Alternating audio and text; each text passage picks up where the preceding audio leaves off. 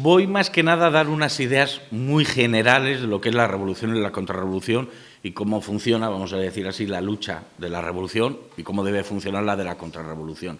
Porque es una materia muy amplia. Entonces, bueno, estas semanas hemos tenido muchísimas actividades, sinceramente, y claro, yo estoy acostumbrado a dar esto en un seminario pues, de mayor tiempo de duración. Con lo cual verán que me he traído muchos papeles, voy seleccionando según las caras que ustedes vayan poniendo, veo si ahondo más sobre un tema o ahondo menos sobre otro. Antes de empezar quiero dar una idea general, lo lógico, cuando se expone algo ordenadamente, es primero explicar las premisas y luego llegar pues, a la definición.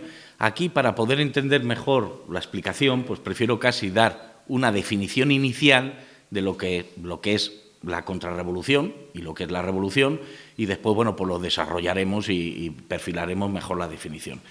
La revolución no es ni más ni menos que que es la destrucción del orden legítimo para instaurar, a su vez, en vez de este orden legítimo, bueno, un estado de cosas.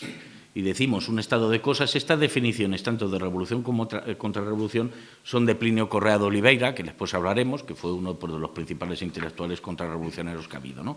Y entonces él decía que era destruir un poder, un orden legítimo, para instalar en su lugar un orden de cosas, decía un estado de cosas, no un orden de cosas. ¿Por qué? Porque la revolución precisamente es el desorden. Bien, ¿y qué es en cambio la contrarrevolución? Pues es la restauración del orden. Y por orden que entendía el doctor Plinio Correa de Oliveira, entendía la paz de Cristo en el reino de Cristo. O sea, la civilización cristiana, austera y jerárquica, fundamentalmente sacral, antigualitaria y antiliberal. Bien, estos son los conceptos básicos que nos deben servir de desarrollo. Vamos a ver, la revolución es un proceso. Es un proceso, bien, que va teniendo a lo largo del tiempo diferentes caretas. Por tanto, pues es necesario saber cómo se ha desarrollado ese proceso.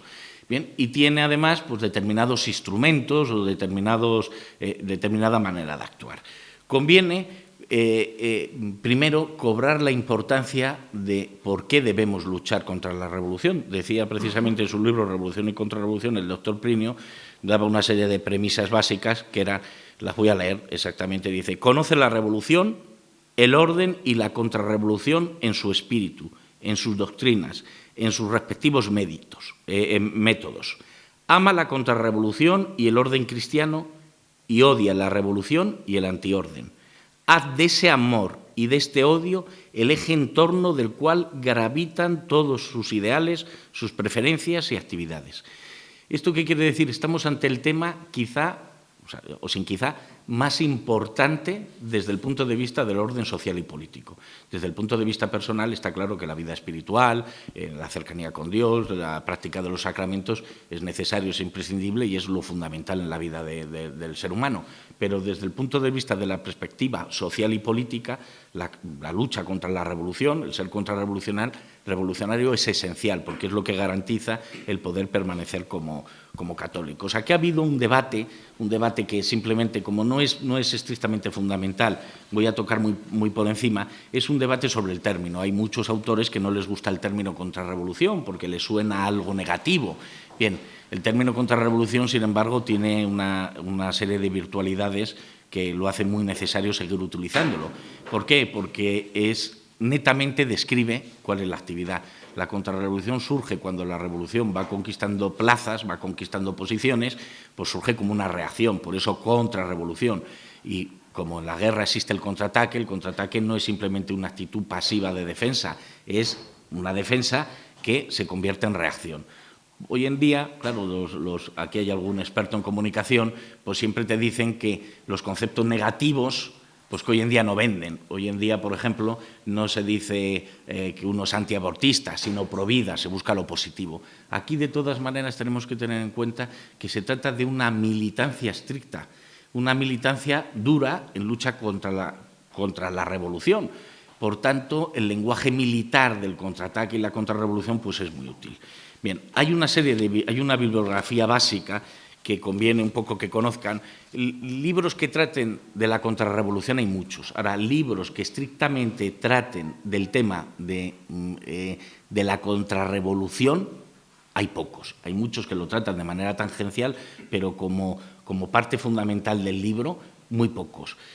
Yo recomiendo, hay dos que son básicos y que uno no puede dejar de leer. Es Para que él reine, de Jan Husset. En español hay dos ediciones. La primera es más larga, más enjundiosa, siempre es más recomendable la segunda. La primera edición, bueno, pues fue una traducción muy rápida y está llena de citas. La segunda está más resumida, es más adecuada. Y después, Revolución y Contrarrevolución, de Plinio Correa de Oliveira, que hay varias ediciones en español. Va a salir pronto una segunda y además en Internet se encuentra el texto digitalizado. Vamos a ver, decimos que la revolución lo que intenta es sustraer a la sociedad del orden divino que Dios ha establecido para la sociedad. Entonces, la contrarrevolución tiene un origen. Si nos vamos al pasado más remoto, el origen de la revolución, bueno, pues es cuando el demonio se levanta contra Dios, sabiendo que esa victoria no la puede ganar. Bien, ese es el origen más remoto. Hay autores como Luis María Sandoval que dice que como el objeto del contrarrevolucionario es la vida social y política, se debe acotar el objeto de la revolución y la contrarrevolución. Y así como Plinio Correa de Oliveira ponía como primera fase de la revolución el luteranismo, la falsa reforma protestante, bueno, pues Luis María Sandoval prefiere centrarse en la primera revolución, establecer como tal la Revolución Francesa. Bien, ¿cómo se desarrolla la revolución? La revolución tiene tres profundidades. Vamos a ver, cuando uno lee la historia, bueno, pues los historiadores están acostumbrados a escribir la historia de manera lineal y contarnos los episodios históricos como episodios aislados o como una concatenación de episodios sin mucha relación. Por ejemplo, de manera así muy sencilla, podríamos explicar, pues bueno, llega un momento en que la cristiandad, las sociedades están gobernadas por Cristo, el Evangelio gobierna la sociedad, eso es la cristiandad, lo que la leyenda negra llama Edad Media. Lo llama así porque quiere borrar pues, las glorias de aquella edad, ¿no?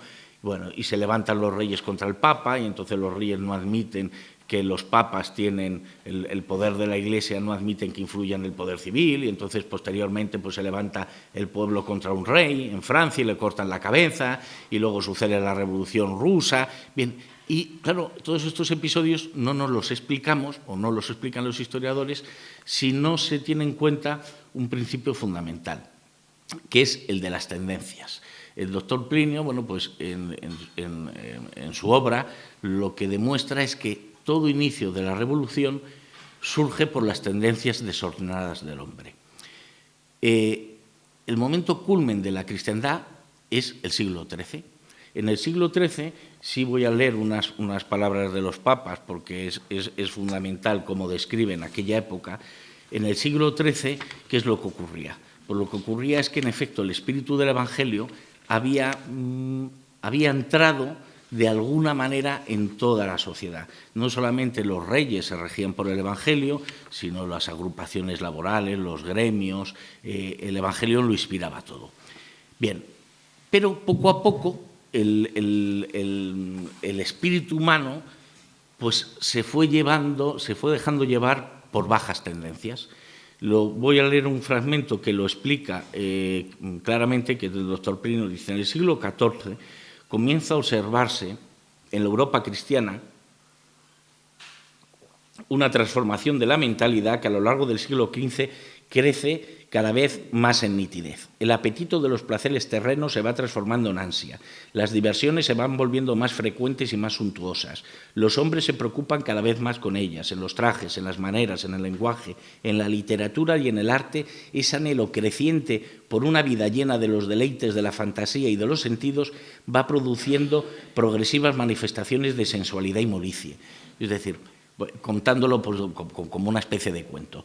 Bueno, en la cristiandad, la Edad Media, la gente llegaba el domingo, bueno, pues se vestía de domingo, iba a misa con tiempo, pues para prepararse con unas oraciones, comulgaba con devoción, después acudía a su casa, celebraban allí unas comidas honestas con sus familiares y luego por la tarde se reunía todo el pueblo y celebraban pues bailes lícitos, con una música lícita. Bueno, pero poco a poco, precisamente porque cuando Cristo reina, Cristo no solamente trae bienes espirituales, sino bienes materiales, bueno, esas sociedades empiezan a desarrollarse materialmente, entonces empieza poco a poco, desde el punto de vista moral, bueno, pues empiezan a hacer pequeñas cesiones.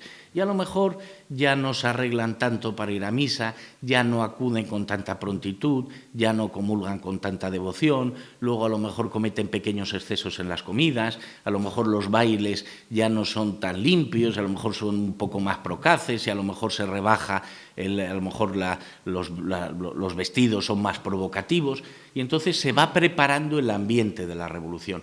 Claro, si uno, por ejemplo, contempla cómo cuando sucede la Revolución Francesa, como una sociedad sacral que tendía al rey como una representación de Dios en la tierra. Bien, hay una leyenda que muchas veces los franceses se acercaban al manto del rey a tocarlo cuando estaban enfermos porque entendían que ellos podían de alguna manera sanar, tenían una visión sacral. Y uno dice, ¿cómo es posible que con esa visión de repente decidan detener a un rey, encerrarlo, encarcelarlo y cortarle la cabeza? Pues ¿por qué? Porque esta serie de tendencias se ha ido preparando esa situación.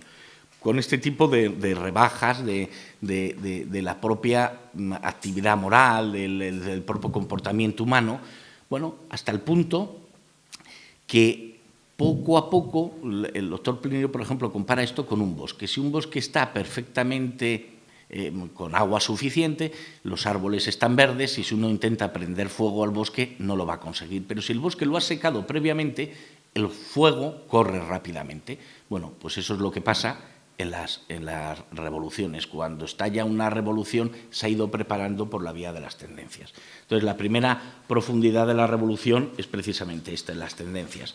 La segunda profundidad son las ideas y la tercera los hechos. Las ideas es que estas tendencias, esta deformación moral, cada vez menor rigorismo moral, bueno, pues se acaba manifestando en doctrinas. Al final, el ser humano, cuando hace el mal, intenta buscar siempre un amparo doctrinal, intenta justificarlo de alguna manera, y es cuando surgen las doctrinas, es cuando surgen los pensadores revolucionarios, que es cuando los historiadores aquí sí se fijan en las ideas. No se han fijado los historiadores cómo poco a poco se ha ido corrompiendo la moral del hombre y se ha ido creando ese sustrato que va a permitir que estas ideas se desarrollen y que después, que es la segunda profundidad, se llega a la tercera, que es a los hechos. Es decir, la revolución pasa a ser operante. Bueno, en todo este proceso no debemos pensar que primero se modifican las tendencias, luego tiene lugar, después de las tendencias, el desarrollo de la ideología o la profundidad de las ideas o los hechos. No, esto se produce a la vez, son sinergias, se va produciendo a la vez, se van entremezclando y el eje motor siempre es el orgullo. El orgullo, ¿por qué? Porque si, como hemos dicho, la revolución no es ni más ni menos que la primera revolución, es cuando el demonio se levanta contra Dios. ¿Por qué? Por orgullo. ¿Y por qué por orgullo? No quiere reconocer, siendo él un ser angélico, por tanto espiritual, es superior a cualquier ser corporal. Entonces, los teólogos, esto no es materia segura, pero vienen a decir que ¿por qué se levanta Satanás precisamente contra Dios? Pues cuando se hace que los ángeles, cuando Dios pretende, le solicita a los ángeles que rindan honor a Cristo, que es humano. Y entonces, claro, Satanás dice, yo soy un alma espiritual, yo estoy por encima de cualquier ser corpóreo, por tanto los hombres están por debajo de mí, yo no me tengo que rendir ante un hombre. Bien, ahí es cuando surge el orgullo.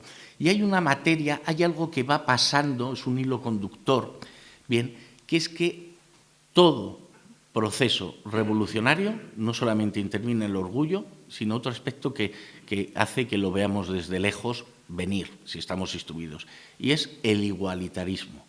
La revolución lo que busca siempre es el igualitarismo. ¿Por qué? Precisamente por ese orgullo. Ese orgullo hace que no quiera admitir nada por encima de él. Cuando hablábamos al principio, he leído la definición de revolución del doctor Plinio, decíamos que había que recuperar la civilización austera, jerárquica. ¿Por qué?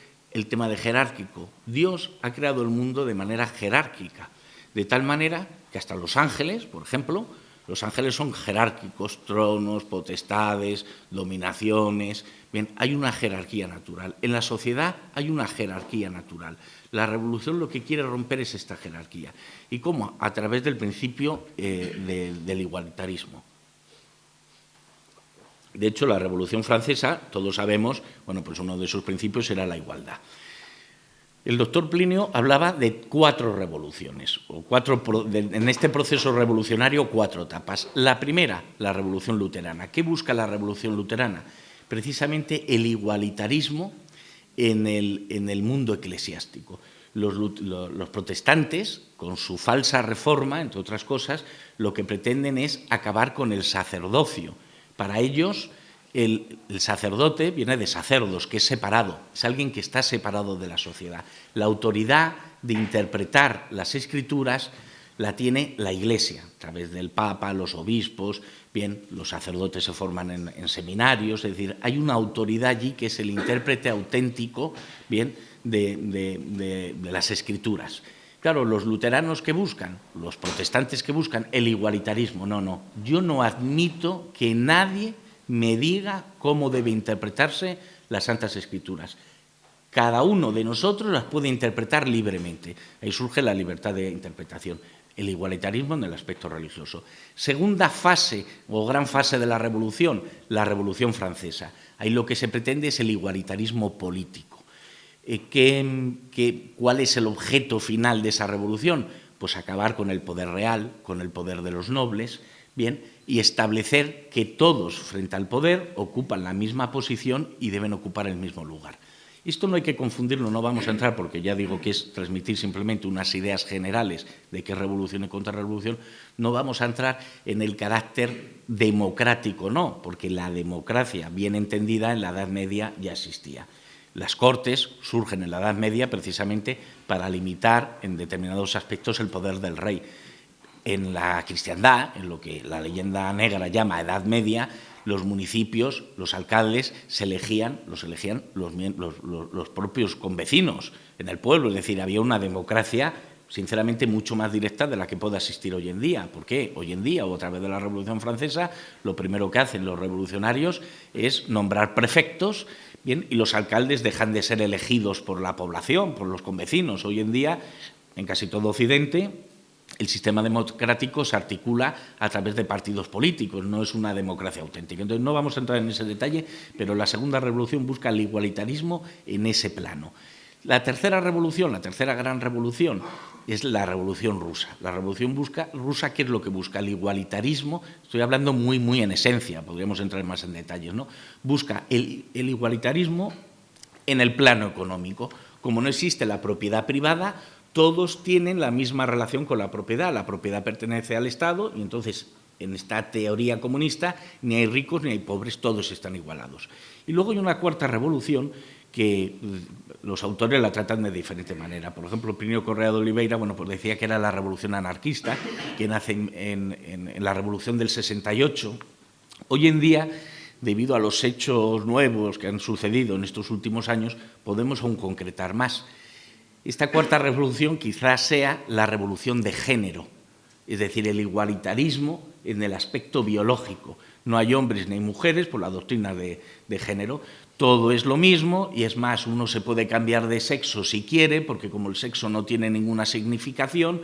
Claro, todo esto, todas estas revoluciones es enfrentarse al plan querido por Dios, porque Dios sí ha querido establecer una iglesia, la Iglesia Católica, y se ha querido que haya una autoridad, que haya un vicario de Cristo en la tierra.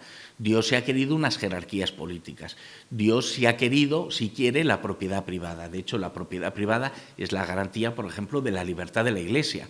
Balmes tiene un estudio muy amplio y muy bonito precisamente sobre cómo la Iglesia, para de verdad poder ser libre y poder corregir a los gobernantes en sus excesos y poder influir en la sociedad, necesita tener una libertad de movimientos que solamente te lo da tener la propiedad. Bien, y Dios, claro que ha querido la diferencia de sexos, nos creó hombre y mujer. Bien, Estas líneas nos sirven para distinguir, porque muchas veces surgen movimientos que a veces engañan a los católicos. Voy a poner varios ejemplos, unos son más burdos, otros menos burdos. Por ejemplo, el naturismo, el desnudismo. Bueno, pues hubo una época en que se puso de moda, yo no digo que los católicos lo siguieran mayoritariamente, pero se puso de moda. ¿Qué pasa? Eso es enfrentarse a lo que Dios quiso, es decir, cuando Adán y Eva peca, les dice claramente, o sea, sienten vergüenza de presentarse desnudos delante de Dios. Entonces surge pues, la manera de ocultar, por las partes pudentas, aparece la ropa. Bien, actualmente tenemos, por ejemplo, el ecologismo. El ecologismo, ¿qué es lo que se ve en el trasfondo del ecologismo? Que en efecto es un arma revolucionaria. ¿Por qué? Porque Dios, cuando hace la creación, crea posteriormente al hombre, le dice claramente, crea los animales, crea la naturaleza y le dice, ponle nombre a los animales y sírvete de ellos. Los animales, la naturaleza está para que el hombre se sirva de ellos. Es verdad que el hombre debe respetar la naturaleza y debe respetarla por dos motivos. Primer motivo, porque la naturaleza es obra de Dios, por tanto hay que respetarla como obra de Dios. Y segundo motivo, es que debe transmitir, lógicamente, a sus hijos para que puedan disfrutar de la naturaleza como ellos disfrutaron de los animales, en fin, de los cultivos, de cualquier cuestión de estas. Ahora, la revolución, ¿qué es lo que pretende? Que nosotros seamos esclavos de la naturaleza. Dice, no, es que hay que disminuir la natalidad porque esto perjudica a la naturaleza. No, es que el ser humano, es que debemos dejar de consumir carne y pescado. ¿Por qué? Porque hacemos daño a la naturaleza. No, es que las vacas, para si comemos carne, hay que tener bastante ganado vacuno y el ganado vacuno consume muchísimo pasto y eso es perjudicial para la naturaleza. Es decir, la revolución quiere ir en contra del orden querido por Dios. Lo otro, tanto de lo mismo, con cualquier otra novedad que se nos presente, nosotros siempre debemos ver si esa novedad está en el plan de Dios, entonces no es novedad, es justa. Y si no está en el plan de Dios, es una idea de la revolución. Bien, estas profundidades, todos los autores, cuando tratan de la revolución, bueno, pues trataron de los hechos, como he dicho anteriormente, tratan de las ideas, pero las profundidades, de las tres profundidades, el que fue creación del doctor Plinio o descubrimiento suyo fue el de las tendencias, y es más importante. ¿Por qué? Porque nosotros, cuando luchamos contra la revolución, difícilmente podemos luchar contra los hechos. Por ejemplo, hoy en España es legal el aborto. Y no solamente es que sea legal, es que encima está financiado, potenciado, se hace propaganda. Nosotros, en esa lucha contra el aborto, poco podemos hacer porque no tenemos acceso a una mayoría parlamentaria que pueda derogar esa ley, que pueda decir esta ley es injusta, pero nosotros sí podemos hacer mucho para evitar el avance de la revolución. ¿Por qué? Porque si la revolución, la profundidad última, la más importante, son las tendencias, es decir, ir rebajando los vestidos, ir haciendo los vestidos más inmorales, ir rebajando las normas sociales, las costumbres. Antiguamente pues la gente era muy respetuosa con los demás, hoy en día se lleva el trato de tú, se lleva el todos somos amigos, todos somos iguales. Bien, nosotros en ese orden de cosas tenemos mucho que decir, porque precisamente si la revolución avanza es porque previamente ha preparado el camino por esas tendencias. Si nosotros nos oponemos no solamente a que nos dominen esas tendencias, sino hacemos lo posible por evitar que esas tendencias prosperen de alguna manera, claro, lo que estamos haciendo es parando la revolución en su elemento principal. Bien, luego hay otra serie de cuestiones. Quería hablar vamos a ver, cuando se habla de contrarrevolución, no se trata de instaurar ningún sistema social o político nuevo, sino de restaurar lo que ya hubo. Es decir, hubo la cristiandad. No hay que buscar nuevas fórmulas, no hay que buscar nuevos sistemas. Lo único de lo que se trata es de recuperar, bien, pues aquel espíritu que alentó la cristiandad y de todas aquellas sistemas sociales que hubo en la cristiandad, bien, adaptarlos al momento presente. Entonces voy a leer dos fragmentos fundamentales que son un poco más largos, pero son necesarios para entender cuál es nuestra lucha, porque aquí estamos para saber cuál es nuestra lucha. Uno de los fragmentos es de León XIII, de Immortale Dei. Bien, ahí es una encíclica que publica en 1885 y entonces describe muy bien lo que era el espíritu de la cristiandad. Dice, hubo un tiempo en que la filosofía del Evangelio gobernaba los estados. En aquella época, la eficacia propia de la sabiduría cristiana y su virtud divina habían penetrado en las leyes, en las instituciones, en la moral de los pueblos, infiltrándose en todas las clases y relaciones de la sociedad. La religión fundada por Jesucristo se veía colocada firmemente en el grado de honor que le corresponde y florecía en todas partes gracias a la adhesión benévola de los gobernantes y a la tutela legítima de los magistrados. El sacerdocio y el imperio vivían unidos en mutua concordia y amistoso consorcio de voluntades. Organizado de este modo, el Estado produjo bienes superiores a toda esperanza. ¿Qué habla aquí? Bueno, pues habla de la antigua doctrina de las dos espadas. Es decir, está el poder civil y el poder religioso. Hay una materia que es propia y exclusiva del poder religioso, del papado y de la Iglesia. Bien, que es todo lo relativo a la salvación de las almas. Hay otra materia que es propia simplemente del poder político y donde la Iglesia allí no se puede meter. Si se decide construir una carretera por aquí o por allá, ahí la Iglesia no tiene nada que decir. Pero luego hay materias mixtas. Hay materias donde hay un interés público, por tanto del poder civil, pero hay un interés religioso de la Iglesia. Por ejemplo, la educación. En la educación, claro que la Iglesia tiene mucho que decir, porque es fundamental para formar el espíritu, el alma de los jóvenes. Bien, entonces, ¿qué pasó en la cristiandad? Pues en la cristiandad esos, como dice el Papa, esos dos poderes estaban bien establecidos, tenían unas relaciones cordiales, de tal manera que la adhesión benévola de los gobernantes y la tutela legítima de los magistrados, claro, los magistrados, cuando se habla de magistrados no se piensa solo en justicia, magistrado es cualquier autoridad pública, los alcaldes, cualquier autoridad munícipe o de cualquier región. Bien, ¿qué es lo que pasaba? Que todos amparaban a la Iglesia. No es como hoy en día. Hoy en día el Estado no pretende tener la mínima relación con la Iglesia, sino lucha precisamente en el momento actual en contra de ella. Y otro texto es de San Pío X, bien, que decía claramente esto que estamos diciendo de restaurar, decía, no se edificará la ciudad de un modo distinto a como Dios la ha edificado. No se levantará la sociedad si la Iglesia no pone los cimientos y dirige los trabajos. No, la civilización no está por inventar, ni la ciudad nueva existe, ni la ciudad nueva por construir en las nubes. Ha existido, existe. Es la civilización cristiana, es la ciudad católica. Entonces, el deber precisamente del contrarrevolucionario es restaurar esa ciudad católica. No puede haber contrarrevolución sin piedad, en el sentido siguiente.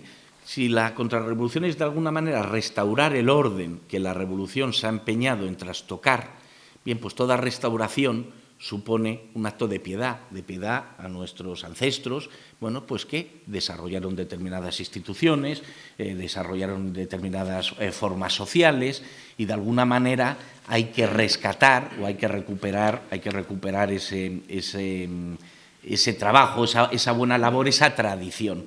Por eso la contrarrevolución no es posible si no es con el respeto a la tradición, porque sin tradición viviríamos construyendo un mundo completamente nuevo sin anclarnos en cosas firmes que ya la Iglesia, bueno, pues ha anticipado.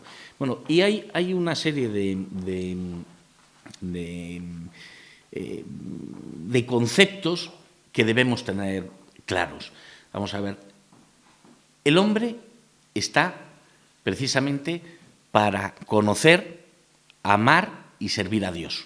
Ese es nuestro objetivo, ese es el objetivo de cualquier cristiano, ese es el objetivo de cualquier ser humano, es lo que Dios ha establecido. Hubo una época en la cristiandad en que eso, bueno, pues fue la norma en la sociedad y esto ha desaparecido. Nosotros ese concepto lo tenemos que tener claro y tenemos que tener claro, por tanto, la soberanía de nuestro Señor Jesucristo. ¿Por qué luchamos nosotros? Por Cristo Rey. ¿Por qué? Porque es Cristo el soberano. La soberanía, cualquier sistema político fundado en la soberanía popular es falso. Cuando decíamos que la contrarrevolución era austera, jerárquica, sacral, antigualitaria y antiliberal, el antiliberal se refiere a eso, es decir, el hombre puede disponer, puede hacer leyes, puede los parlamentos, lógicamente, regular la vida humana, bien, pero no puede contradecir nunca el plan de Dios.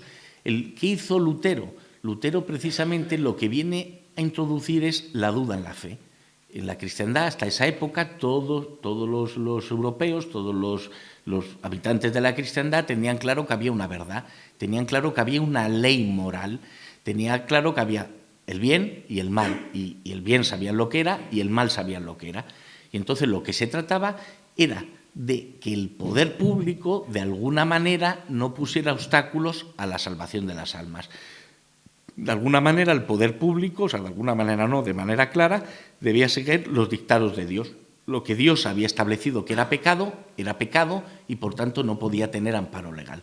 Claro, cuando Lutero rompe la unidad de la fe porque establece la libre interpretación, entonces cada cual interpreta las Sagradas Escrituras y los mandamientos de Dios de una manera diferente. Y como lo interpretan de una manera diferente, claro, ya no es posible, adquiriendo esa mentalidad revolucionaria, ya no es posible tener claro cuál es el sentido de la ley. ¿Por qué? Porque desaparece lo justo, porque todo pasa a ser subjetivo, y como todo pasa a ser subjetivo, bien, cada cual tiene su verdad, de aquí esta expresión de yo tengo mi verdad, todo esto viene pues, del proceso revolucionario. Como cada cual tiene su verdad, no se puede imponer la verdad particular de uno a los demás, y entonces las leyes, ¿por qué medios se hacen? Por el consenso. El consenso, ¿qué es lo que hace? No busca la verdad, no busca la justicia. Santo Tomás de Aquino decía que la ley era el ordenamiento racional dirigido al bien común. Bien, pero a partir del proceso revolucionario, como ya no hay ideas, ya no existe un bien común, porque no existe un sentido común de la justicia ni de nada, porque cada cual interpreta, el consenso es un tema material. Bueno, ¿cuál es la corriente hoy más numerosa? Pues aprueba esa. Entonces, que la corriente más numerosa es que la gente dice que se puede abortar porque es perfectamente legal, pues se impone eso por vía de ley. Entonces, por eso en la contrarrevolución es muy importante saber todos estos pasos. ¿Qué pasa? Exactamente pasa lo mismo con el igualitarismo a nivel político.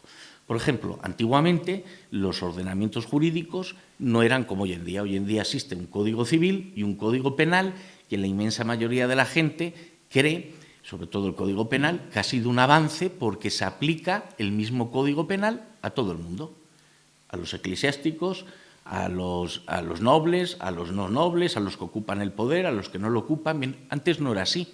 Antes existían cuerpos jurídicos diferentes. La Iglesia tenía su propio fuero jurídico, los militares tenían su propio fuero jurídico, los civiles, por así decirlo, tenían su propio cuerpo jurídico y tenía un sentido. Balmes también, por ejemplo, lo explicaba muy bien. Decía, cuando se crea un código penal con una ley igualitaria para todos, ¿qué pasa? Que si una persona roba, por ejemplo, 1.000 euros y se le condena a 1 año de cárcel, si esta persona es una persona humilde, sin trabajo, que tiene 3 hijos, su familia va a sufrir esa pena de ese año de cárcel. ¿Por qué? Porque su padre no va a poder trabajar para poder allegar medios económicos para sostener a la familia. Mientras, claro, si a un millonario se le condena 1 año de cárcel, se le está condenando menos que al otro. ¿Por qué? Porque él perfectamente, estando en la cárcel, como tiene medios económicos, su familia bien, va a poder seguir viviendo tranquilamente, va a tener medios de vida. Es decir, que a veces un trato igual produce desigualdad. Antiguamente el código militar era mucho más duro, hoy en día todavía existe el código militar, esa es una excepción que sí que existe, o el de la Iglesia. Cuando un sacerdote cometía un delito, estaba más grabado que cuando era un particular. Esto esto se ve claramente en la actitud española, en la evangelización y en la colonización de América. Los españoles, cuando llegan a América, bueno, pues allí hay indios que tienen un conocimiento de la fe escasísimo, los pocos que se van convirtiendo. Y entonces, ¿qué es lo que hacen los reyes españoles? Pues los reyes españoles, cuando un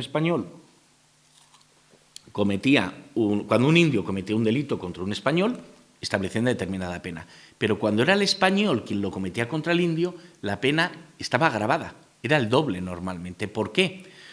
Porque el español sí tenía la fe, sí tenía una civilización, sí tenía una cultura. Entonces merecía más castigo que el indio, que era un ignorante. Bien, pues todas estas conquistas de la Revolución Francesa, que supuestamente nos venden como conquistas, descubrimos que no son tales. Otro aspecto fundamental es que cada cual tenía una función. Por ejemplo, hoy en día pues se aborrece de las monarquías, se aborrecen de la nobleza. Bien, ¿y por qué se aborrece la monarquía y la nobleza? Porque se busca el igualitarismo. Pero, por ejemplo, lo que no hablan, los nobles tenían un fuero propio y es verdad que los nobles estaban liberados, por ejemplo, del pago de impuestos y tenían determinados privilegios.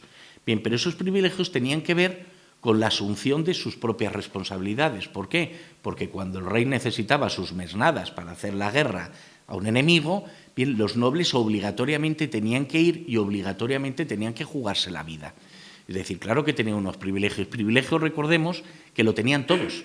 Los pueblos tenían privilegios. Cada pueblo, una población muy pequeña, tenía privilegios. Privilegio es una ley privada, una ley para pocos. No era un sistema que atentara, entre comillas, a la igual dignidad. ¿Por qué? Porque todo el mundo tenía privilegios, lo que pasa que diferentes. Los municipios tenían sus fueros, había otras regiones que tenían sus fueros, bien, los ciudadanos tenían sus propios fueros, de ahí la existencia de las cortes.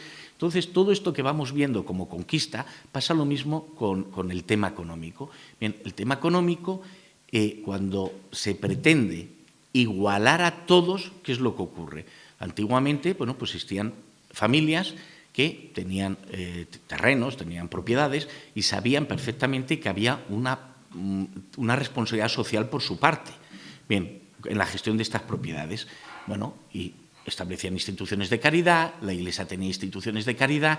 ¿Qué pretende el igualitarismo? Acabar con esa posibilidad, acabar con la posibilidad de las instituciones de caridad. Todo lo va a hacer el Estado, de tal manera que todo se lo debemos al Estado. Si tenemos un estado de necesidad, va a ser el Estado quien nos va a dar una ayuda o que nos va a dar cualquier cosa. Nos convertimos en esclavos del Estado. Bueno, y esto además tiene aspectos más importantes de los que puedan parecer. Porque, en fin, todos pues, habrán estudiado en el catecismo las obras de caridad. Hoy en día hay que reconocer que los estados hacen cosas que son benéficas, no todo lo que hacen es malo. Pero ¿qué pasa? Que nos meten la mano en el bolsillo y con nuestro dinero a lo mejor hacen obras de verdad benéficas que pudiéramos llamar de caridad. Pero es que nosotros tenemos derecho a que se nos deje nuestro dinero y nosotros decir nuestras obras de caridad. ¿Por qué? Porque así ganamos mérito. Mientras que cuando se nos arrebata por vía de impuestos, por vía de buscar la igualación total, bueno, pues se nos priva de aquellas conquistas. Bueno, hay tres aspectos fundamentales también que quiero que se tengan en cuenta en cuanto al tema de la revolución y la contrarrevolución. Así como la revolución, su eje motor es el orgullo y el igualitarismo, precisamente el de la contrarrevolución debe ser la virtud, es decir, estar en gracia de Dios. Ese es el arma principal, ese es el que nos ayudará a discernir lo bueno de lo malo. El contrarrevolucionario tiene que ser realista, en el sentido de saber que la contrarrevolución hay que hacerlo en el ambiente natural de cada cual. La revolución busca el desorden, por eso que busca el desorden, por ejemplo, busca las manifestaciones multitudinarias donde todo el mundo va mezclado. Bien, la contrarrevolución no, la contrarrevolución hay que hacerlo cada cual en su ámbito concreto, su ámbito familiar y su ámbito profesional. ¿Por qué? Porque no somos igualitarios, porque creemos que el hombre tiene diferencias, bien, depende del entorno en el que se encuentre, será la intervención que deba tener. Porque muchas veces se nos engaña con la lucha en abstracto de vamos a luchar contra el aborto, vamos a luchar contra el mundialismo, vamos a luchar contra... No, pero nosotros no podemos derribar el mundialismo, nosotros lo que podemos hacer es en nuestro entorno natural. Y claro, la revolución lo que tiende siempre es a engañar, y a engañar al contrarrevolucionario, es decir, hacerle, incluso muchas veces, imponerle, sin que el contrarrevolucionario se dé cuenta que se lo están imponiendo, unas luchas en las que no debe entrar porque no es su posición. Ojalá fuéramos cientos de miles o millones de contrarrevolucionarios, entonces claro que podríamos dar la guerra descaradamente y conquistar el poder, pero hoy en día nosotros no estamos... no estamos en esa situación. Entonces el contrarrevolucionario sí debe tener claro que la contrarrevolución tiene que ser católica.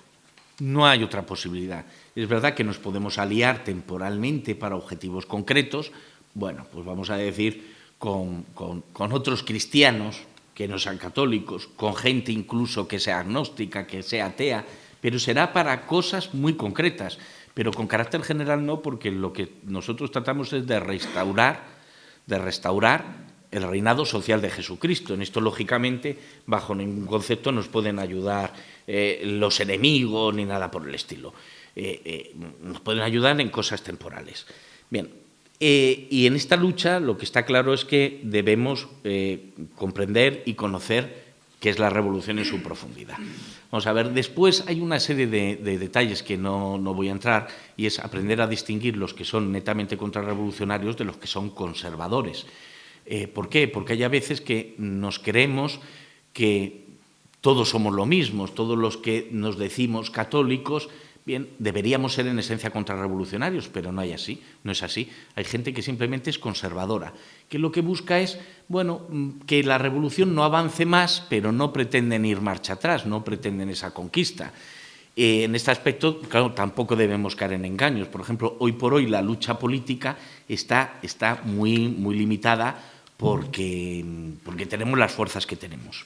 Y yo no sé si dejar el resto para preguntas, o porque esto era transmitir una idea muy general. Yo espero que haya la posibilidad de hacer próximas conferencias donde de verdad entremos en detalles más, pero las ideas generales yo creo que están transmitidas y prefiero casi que pregunten o que haya un diálogo o intervenciones de ustedes.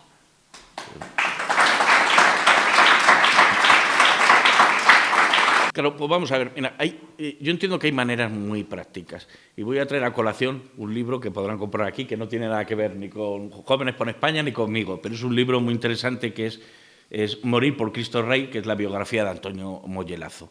Antonio Mollelazo, bueno, pues era un joven requeté que cuando llega a la República, pues se integra en la comunión tradicionalista carlista, que yo no digo que aquí la gente se da que integrar en la comunión tradicionalista carlista, y se dedica a hacer la actividad que se podía hacer en su momento, es decir, una actividad de apostolado. Él trabaja, por ejemplo, es ferroviario. Bueno, pues tuvo muchísimas disputas con sus compañeros porque él no paraba de proclamar la verdad a tiempo y a destiempo.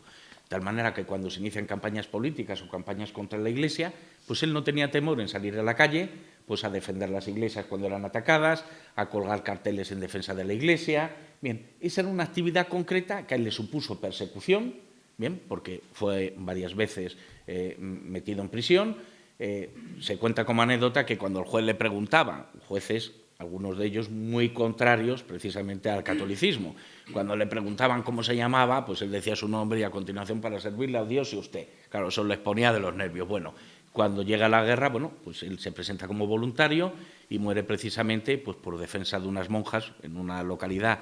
Entran los republicanos, los antes se llamaban rojos, ahora no sé si se lo prohíbe la ley esta de memoria democrática, pero ellos mismos se llamaban rojos, y él se queda pues para defender a esas monjas, logra que las monjas se salven, bueno, le detienen y allí mismo le martirizan, le van cortando una oreja para que blasfeme, no blasfema, sino que ante la solicitud de blasfemias pues grita viva Cristo Rey, le cortan la otra oreja, le cortan la nariz, en fin, al fin le disparan y ni siquiera le rematan, le dejan sufrir ahí.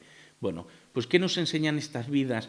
Una cosa fundamental que hoy en día hemos olvidado es enseñar a nuestros hijos o nuestro entorno, regalar buenos libros de la vida de los mártires, la vida de los santos. ¿Por qué? Porque todo santo y todo mártir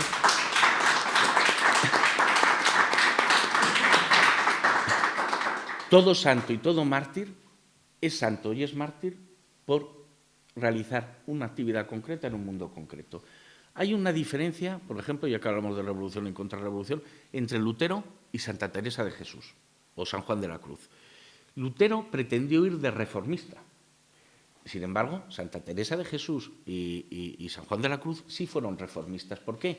Porque ellos vieron que había cosas malas en la Iglesia y ellos, desde su posición de miembros de una orden religiosa concreta, y siendo, por ejemplo, Santa Teresa la superiora, decidió hacer la reforma para los suyos. Lutero pretendió reformar el mundo en general. Él era un simple monje y pretendió que había que reformar toda la Iglesia. Esa es la diferencia entre el contrarrevolucionario y el falso contrarrevolucionario que a veces nos vende ideas. Pues yo voy a cambiar, yo lucho contra el mundialismo, voy a cambiar esto. No, no. Usted cambie lo que a usted le corresponde. Y que usted es padre de familia, educa a sus hijos, enséñeles a que lo primero es amar a Cristo. Y si por amar a Cristo hay que poner en juego la vida, se debe poner en juego la vida. Usted ocupa un cargo público, porque sé, es alcalde. Bueno, pues cuando lleguen las fiestas del pueblo, sea usted el primero en ir a la misa. aunque le critique la oposición. Y si hay una procesión, vaya usted a la procesión. Si usted es abogado y lleva temas de familia, por ejemplo, como es mi caso, yo siempre digo lo mismo. El divorcio es un mal. El matrimonio no está para que exista el divorcio, existe. Bueno, hay menores, habrá que buscarlo mejor, pero está claro que lo que no puede uno, por ejemplo, un abogado de familia que trabaja en familia, es ya tener por asumido que el divorcio es algo legítimo porque una ley lo diga. Y entonces hay que aprender a denunciar las cosas concretas cuando uno le corresponda. Que lleva a sus hijos al colegio y sus hijos en el colegio les pretenden enseñar cualquier barbaridad, pues ir a hablar con los profesores y decir, no, esto no es así. Y después intentar cada cual, el hombre, vamos a ver, el hombre nace para vivir en sociedad. O sea, Dios nos ha hecho seres sociales. La revolución, una de las cosas que quiere es acabar con la sociedad, con esa disposición de Dios de que el hombre sea social. Quizá por eso, con esto del COVID, el tema del alejamiento social. Bien, pues nosotros debemos reconstituir núcleos sociales fuertes. Pues los que pensamos igual, unirnos, vernos de vez en cuando en conferencias como de este tipo, presentaciones de libros, actos que se organicen y procurar, aunque uno esté cansado, ir allí y participar, porque es la única manera de que poco a poco el ejemplo vaya cundiendo. Aquí lo importante es que si estamos como estamos, muchas veces con crisis de la Iglesia, es porque la Iglesia ha pretendido, ha pasado. ¿Dios qué quería de la Iglesia? Dios, entre comillas, de la Iglesia lo que ha querido es que fuera a evangelizar, a convertir el mundo. Y entonces la Iglesia, de unos años para acá, ha pasado de convertir al mundo en buscar el consenso con el mundo. Y nosotros debemos dejar claro que lo que es pecaminoso y habrá que convertirlo, habrá que tener toda la caridad del mundo con el pecador, pero toda la rudeza del mundo con el pecado. Y hoy en día, pues la Iglesia intenta hacer unas componendas de servir a dos señores, y es lo que yo entiendo que nosotros debemos romper de alguna manera. Javier, perdona que me vaya a un terreno más político. Uno de los elementos que creo que estamos de acuerdo en que la revolución, digamos, ha tenido más éxito, ha sido la tergiversación de los conceptos. Algunos tan básicos para los que nos gusta la política y la historia como el concepto de nación y Estado. Me gustaría que me aclarases un poco hasta qué punto la manipulación del concepto de Estado, que por ejemplo he visto que lo utiliza hasta León XIII, claro. ¿Hasta qué punto la tergiversación del concepto de Estado, digamos, ha sido un instrumento válido para la revolución? Claro, vamos a ver, una de las cosas que hace la revolución es la guerra del lenguaje. En efecto, es vacía el lenguaje de contenido. Por ejemplo, se ha visto muy claramente con el tema del matrimonio, curiosamente llamado igualitario, el matrimonio homosexual. El matrimonio siempre ha sido unión de hombre o mujer. Claro, si usted me vacía el término de contenido, y con el Estado pasa lo mismo. El Estado es una concepción, de hecho, el Estado nace entre la primera y la segunda revolución, entre la luterana y la Revolución Francesa. El Estado es un invento revolucionario para sustituir las jerarquías naturales, que es el rey, pero curado con una división. En la cristiandad, el rey, que era soberano, tenía muchísimo menos poder de lo que pueda tener ahora el Estado menos poderoso que haya. Cualquier Estado hoy en día tiene un poder sobre el ciudadano en cuanto a la vía impositiva, o sea, el tema de cobrar impuestos, el tema de regular por ley la vida personal, la vida familiar, la vida económica. Entonces, es verdad que la propia Iglesia muchas veces, ¿qué es lo que ocurre? Vamos a ver, que si uno no estudia en detalle, y esto el doctor Plinio Corrêa de Oliveira insiste muchísimo en ello, vamos a ver, cuando uno observa la historia de estos últimos 5 siglos, da la sensación de una derrota constante de la Iglesia. Entonces la Iglesia llega un momento en el siglo XIX y ya más descaradamente en el siglo XX que parece que pierde la energía, pierde la convicción en el depósito auténtico que tiene ahí de la fe. Y entonces empieza a admitir como fórmulas de Estado, oiga, que es que el Estado es un ente abstracto que es perverso por sí mismo. Una cosa es la nación, es decir, uno nace en una tierra, bien, en esa tierra, bueno, pues adopta las tradiciones de sus ancestros, la lengua, la cultura, tiene una relación con todo su entorno natural, de dependencia de unos a otros, de colaboración, bien, y de manera natural se van estableciendo unas jerarquías por los municipios, las regiones, el rey.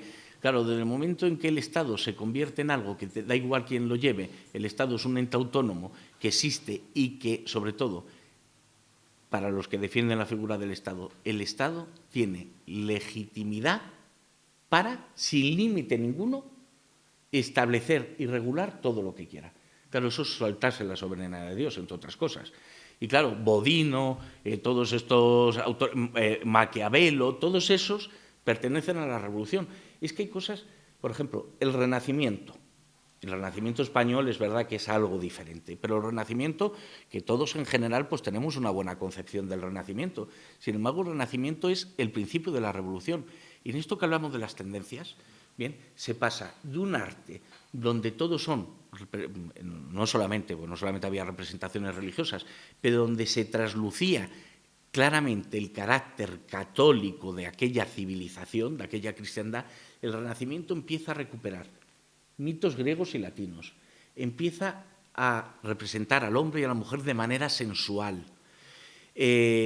con vivos colores. Claro, ahí es donde empieza, entre comillas, a surgir la falsa reforma de Lutero. Bien, a través precisamente de ir rebajando, de ir modificando el arte, las conciencias. En España es verdad que el Renacimiento fue muy peculiar porque precisamente, ¿por qué España fue el último defensor de la cristiandad? La cristiandad, bien, acaba cuando acaban las guerras protestantes, acaba completamente la cristiandad porque se sustituye por otro sistema político, que es el de cuius regius, según tu rey será tu religión. Bien, eso acaba con la cristiandad en España, la cristiandad sigue existiendo hasta 1833. ¿Y por qué? Porque a nosotros no nos afectaron las tendencias del Renacimiento, las tendencias de la Ilustración. Por una cosa clara, como España era frontera con el Islam, España mantuvo la austeridad, España mantuvo el espíritu de combate, España mantuvo la concepción de reconquista, de defensa de la fe. Entonces, mientras el resto de Europa empezaron esas tendencias poco a poco, ir cambiando las mentalidades, los corazones, los espíritus, España la mantuvo. De tal manera que cuando estalla el gran fogonazo y el bosque seco prende un tercio de Europa, acaba en manos del protestantismo. Bien, eso prende como el fuego, pero en España, ¿por qué no llega el fuego? Pues no llega el fuego porque nosotros habíamos mantenido unas tendencias sanas. Y eso es otro elemento importante que hay que destacar. Vamos a ver, la cristiandad se construye a través de la piedad de los monjes, de los religiosos y de la fuerza, de los caballeros, del espíritu militar que va conquistando, que va ocupando terrenos, que va dándole un perfil combativo a la cristiandad. ¿Qué es lo que hace la revolución? La revolución, y esto está hoy plenamente al orden del día, la revolución no quiere que los hombres tengan espíritu viril, no quieren que los hombres tengan fuerza y coraje y energía para cambiar lo que haya que cambiar en su entorno, para enfrentarse con el mal. Por eso la revolución no le gusta lo que suena militar, no le gusta lo que suena guerrero, por eso ha difundido el pacifismo y por eso, vamos a ver, y es un tema muy delicado, simplemente cito muy por encima porque eso sí que puedo dar una conferencia, pero muy larga, con el tema de la violencia de género. Una cosa es que, lógicamente, debe estar prohibido y debe castigarse que un hombre practique la violencia sobre su mujer y la pegue y todo lo que queramos, pero ¿qué hacen a través de la violencia de género? Nos cogen unos casos determinados y vienen a decir, no, es que el hombre es por naturaleza violento. Y entonces nos dicen, no, hay que crear espacios seguros para las mujeres porque todo hombre es violador, porque todo hombre es violento. No, es que el hombre, uno, tiene una violencia que debe encauzar debidamente y es en luchar contra el mal, no contra su mujer. Pero han intentado transformar todos esos rasgos que hicieron la cristiandad, todos esos rasgos viriles. O sea, imaginémonos los mártires, con independencia de la gracia de Dios que tienen en esas circunstancias para sufrir el martirio. Voy a citar un ejemplo, el ejemplo de estos legionarios que murieron en el siglo, ya no me acuerdo si fue en el siglo IV, en el siglo V, bueno, había una legión romana que el emperador dice que todos los que manifiesten su ser cristianos, bueno, pues que deben ser exterminados.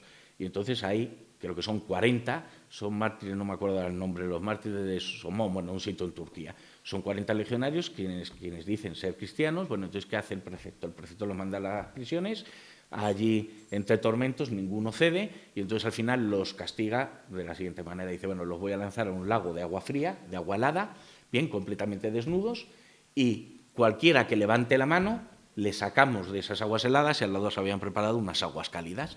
Bien, y entonces el jefe de la legión pues solamente pedía a Dios, Dios, 40 hemos descendido al lago, que 40 ascendamos contigo al cielo. Bien, y se mantuvieron 3 días desnudos, con un ambiente gélido, sin comer, sin beber, en esa tortura. Bien, lógicamente tenían la gracia de Dios, pero también tenían un valor natural, porque la gracia no suple la naturaleza la presupone. Bien, hasta el punto que hay uno que los traiciona, hay uno que tiene pecado de debilidad, levanta el brazo y lo retira al prefecto y lo manda a un lago de aguas calientes, ¿no? Bueno, pero da la curiosidad que uno de los que estaba cuidando ese lago, se convierte en ese momento al cristianismo, se quita la armadura y se mete en el lago, y en efecto al final Dios, que mandó 40 al lago, subió 40 al cielo. Bien, ¿pero por qué? Porque tenían ese espíritu viril. Bien, igual que la mujer tenía el espíritu de la mujer fuerte, no de la mujer sentimental. La revolución por las tendencias ha conseguido una cosa, que es introducir el sentimentalismo.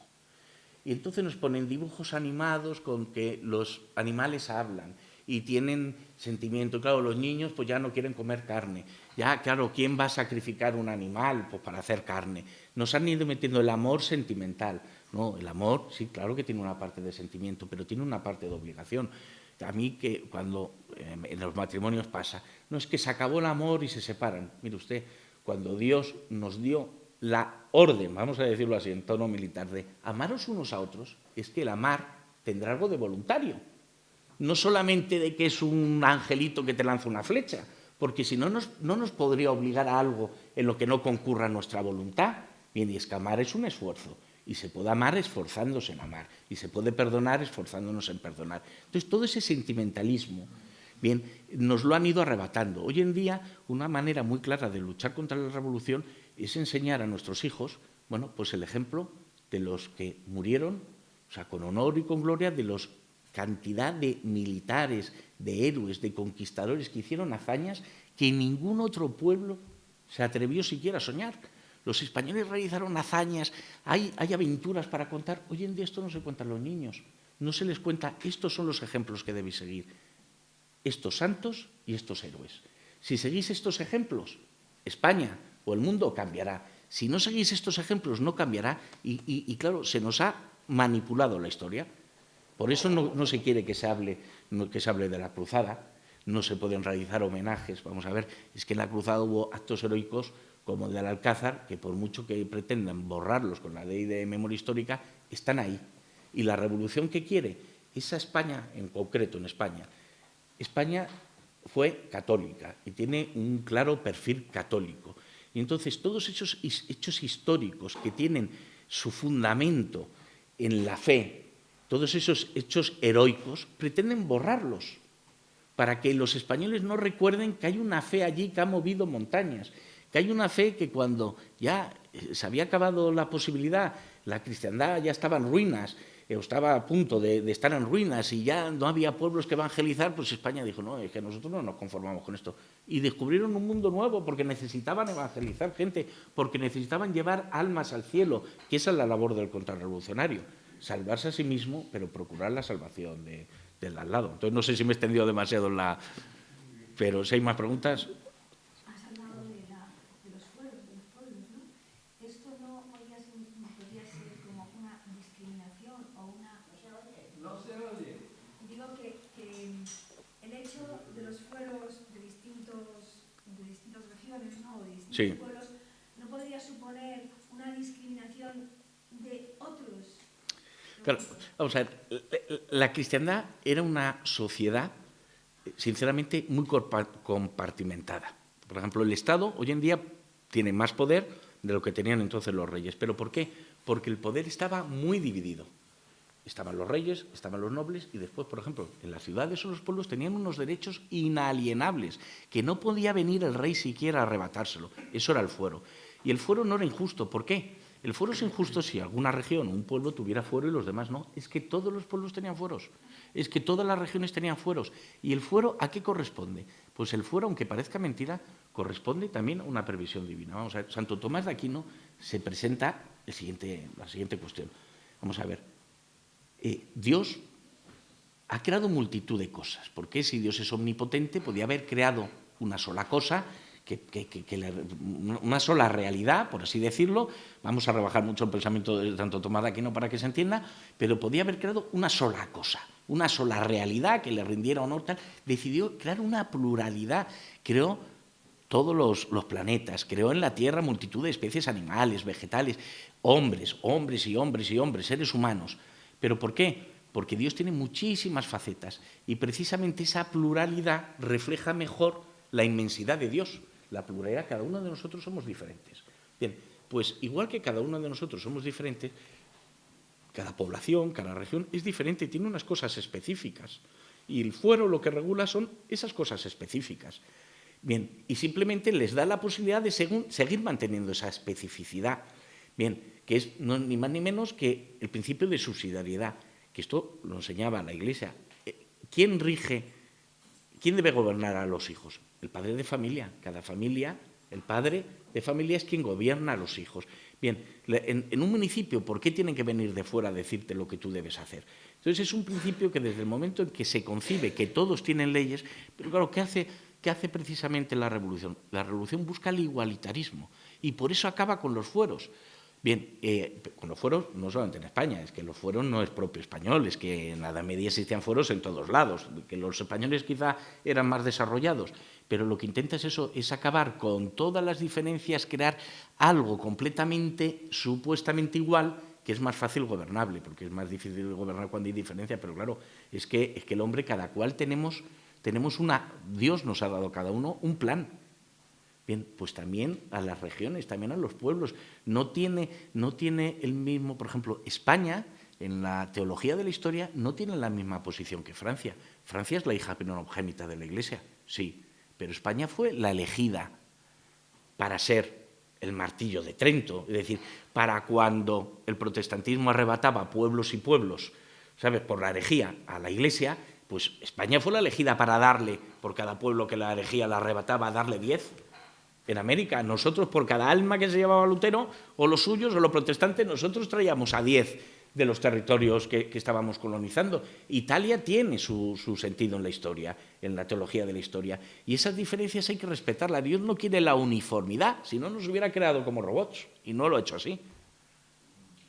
Pues, bien, vamos a terminar ya la conferencia y quería anunciarles que dar las gracias a Javier por todo lo que os ha dicho y decirles que, siguiendo un poco las actividades de apostolado concretas de las que hablaba sobre Antonio Mollelazo, desde Jóvenes por España vamos a lanzar una campaña Provida que no va a dejar indiferente a nadie y tendrá lugar el día 28 de diciembre y será poner una serie de pancartas en el metro. Ya está pagado, por yo lo he adelantado, han costado 2.420 euros, por lo que les pedimos en nombre de la asociación si pueden ayudarnos con un donativo a la salida, donde habrá unos chicos con bolsas para poder sufragar los gastos de esta campaña. Dentro de poco anunciaremos la próxima conferencia y nada, gracias de nuevo Javier y muchas gracias a todos por venir.